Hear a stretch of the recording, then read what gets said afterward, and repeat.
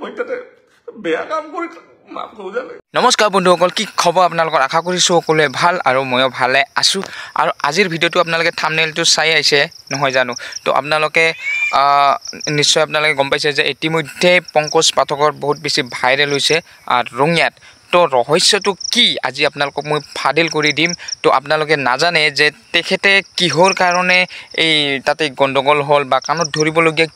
কিহৰ কাৰণে হৈছে। তো আপোনালোকে হয়তো নাজানে যে ভিতৰুৱা কথাখিনি আপোনালোকে নাজানে। তো আপোনালোকে আজিৰ ভিডিঅ'টো চাওক, আপোনালোকে সম্পূৰ্ণ বুজি পাব আপোনালোকে। কিন্তু বহুতে বহুত ধৰণৰ কথা কৈছে যে তেখেতক ফাচাবৰ কাৰণে বহুত কথা কৈছে, কিন্তু অৰিজিনেলি কথাটো হ'ল কি আজি আপোনালোকক এই ভিডিঅ'টোৰ যোগেদি আপোনালোকক জনাম। তো আপোনালোকে ভিডিঅ'টো শেষলৈকে চাব। আৰু আপুনি যদি মোৰ চেনেলটো নতুনকৈ আহিছে চেনেলটো ছাবস্ক্ৰাইব কৰি দিব। তো এতিয়া আহিছোঁ আচল কথালৈ। এতিয়া পংকজে অলৰেডি ৰাইজৰ আগত ক্ষমা খুজিলে, হয় ঠিকে আছে, কিন্তু ভৰিত ধৰি যে সেৱা কাঢ়িছে সেইটো কিন্তু আশীৰ্বাদহে। যেনেকৈ আমাৰ বিয়াবিলাকত যে সেৱা কৰিলে দুয়োজনে যেতিয়া সেৱা কাঢ়িব তেতিয়া বৰ পায়, হয় নহয়? ঠিক তেনেকুৱাকৈ পংকজ পাঠকৰ এতিয়া কি তেখেতে বহুত বেছি ওপৰত বৰ পাইছে, যিহেতু তেখেতে ক্ষমা খুজিছে, আঁঠু কাঢ়ি সেৱা কাঢ়িছে। হয়, এইখিনিলৈকে ঠিকে আছে হা। তো আপোনালোকক আচল কথাটো কৈছোঁ কি পংকজ পাঠকে কিনো ক'ল। তো তেখেতৰ মুখৰ পৰাই শুনক, আপোনালোকে ভিডিঅ'টো শেষলৈকে চাওক, মিছ নকৰিব, আপোনালোকে সম্পূৰ্ণ আপোনালোকে গম পাই যাব। তো ভিডিঅ'টো শেষলৈকে চাই থাকক। নমস্কাৰ সকলোকে। সকলোৱে গম পাইছেই ইতিমধ্যে কি হৈছে, তথাপিও মই ভাবোঁ মই কোৱাটো অত্যন্ত দৰকাৰ। আপোনালোকে যি শুনিছে মই গম পাওঁ আপোনালোকে বিশ্বাস কৰিব পৰা নাই, কাৰণ ভুল বাতৰি বেছি কৰি পাব্লিছ হৈ থাকে।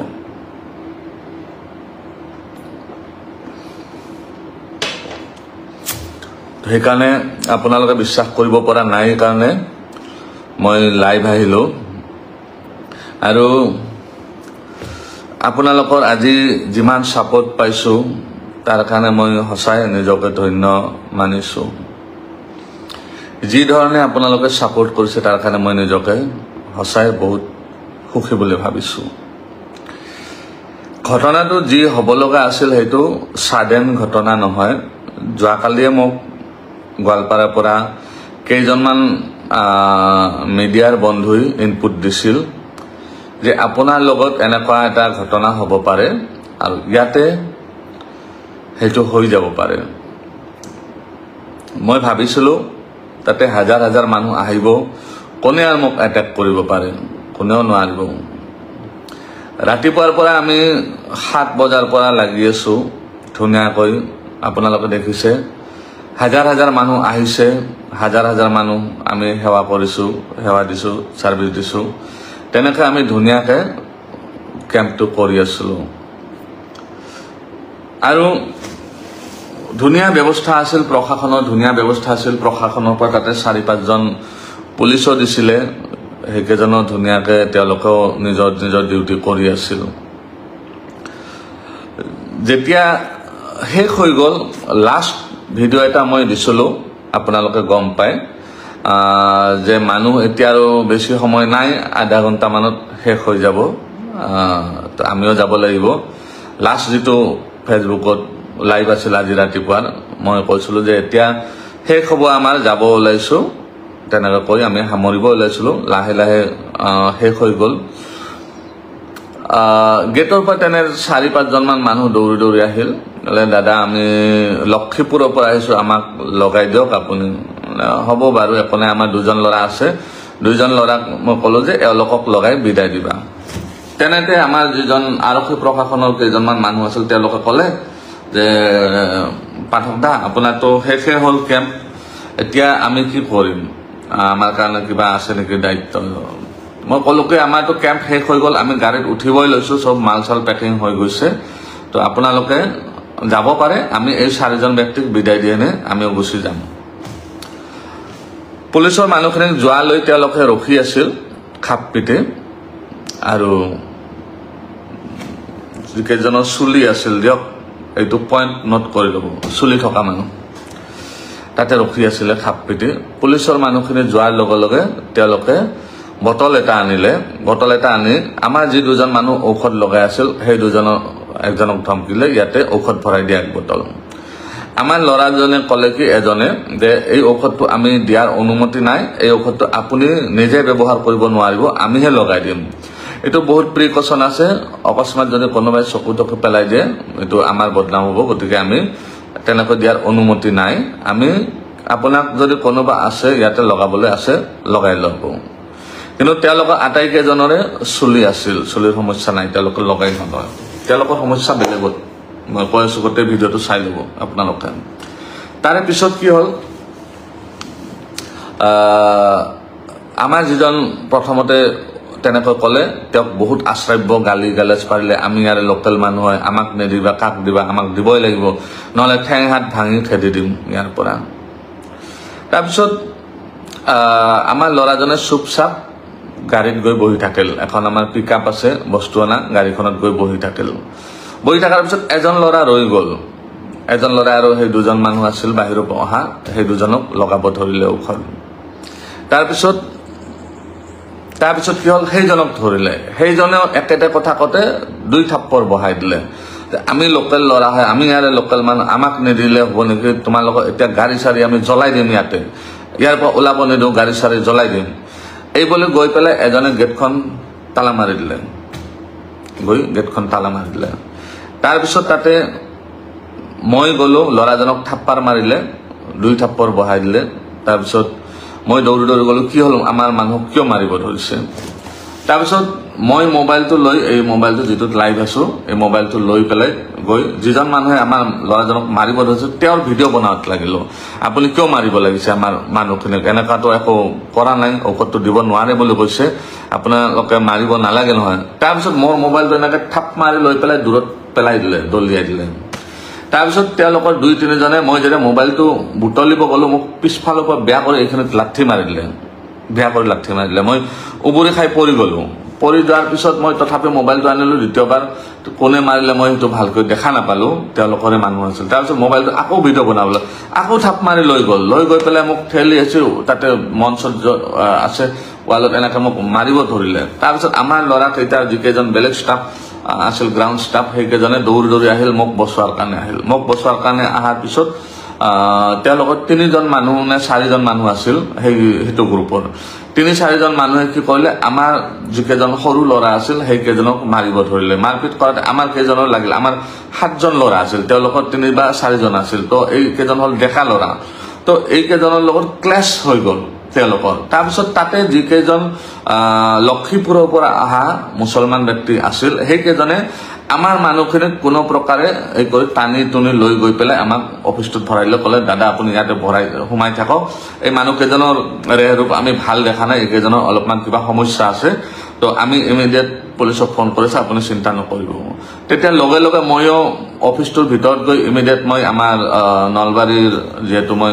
নলবাৰীৰ বাসিন্দা হয় বৰ্তমান আমাৰ বিধায়ক তথা মন্ত্ৰী মহোদয় জয়ন্ত মল্ল বৰুৱা ডাঙৰীয়াক ফোন কৰি জনালো দাদা এনেকৈ মোৰ ওপৰত এটেক হৈছে তো তেওঁ ইমিডিয়েট এছপিক ফোন কৰি ক'লে এছপি মোৰ কল ইমিডিয়েট তেওঁলোকে অচি ছাৰক পঠাইলে তেওঁলোকে আহি আমাক ক'লে কি যে আপোনালোকে ভিতৰতে থাকক আমি হেণ্ডেল কৰি আছো কেছটো কি হৈছে আমি চাই লওঁ তাৰপিছত তেওঁলোকে কি কৰিলে আৰু কোনোবা এই কৰি মানুহ মাতি পেলাই ক'লে কি আমি এটেক কৰা বুলি ক'লে আমি এটা নতুন প্লেছত যাই কেনেকৈ এটেক কৰিম মানুহ এজনক আৰু তেওঁৰ লগত আমাৰ কোনো লেনদেনে নাই আমি কেনেকৈ এটেক কৰিম আমাক বহুত বেয়াকৈ আপোনালোকে গোটেইখিনি দেখিছেই তাৰপিছত আমি ভিতৰত সোমাই থাকোঁতে অলপ পিছত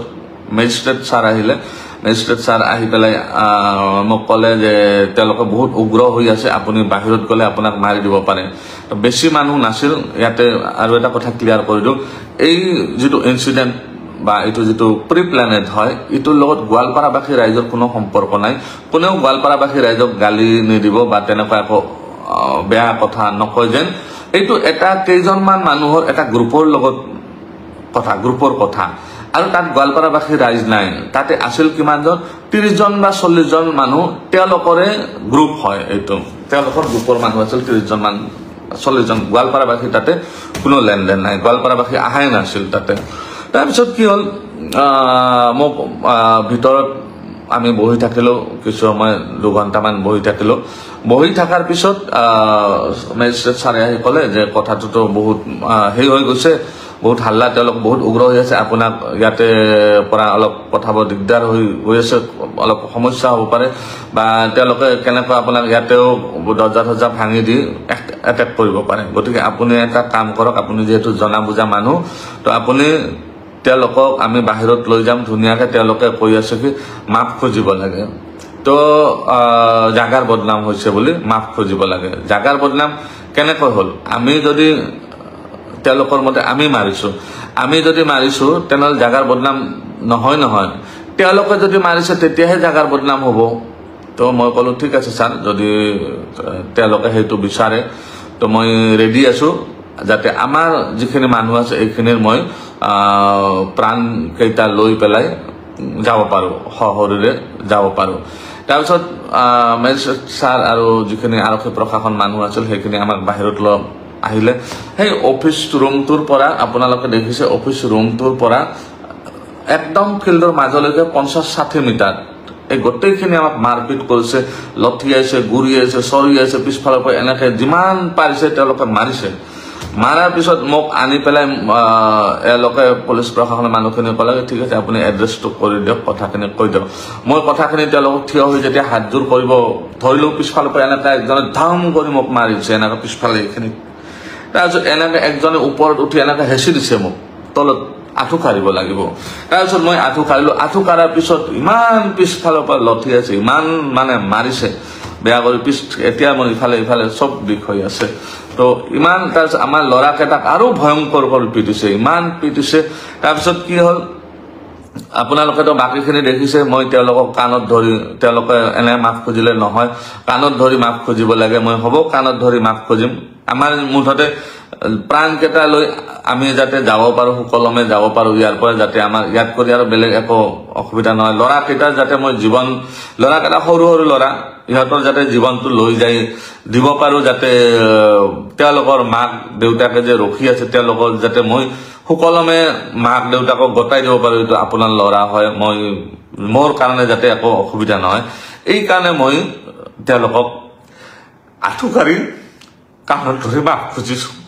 এইকাৰণে মই তাতে বেয়া কাম কৰি মাফ খোজা নাই মই আঁঠু কাঢ়ি এইকাৰণে মাফ খুজিছোঁ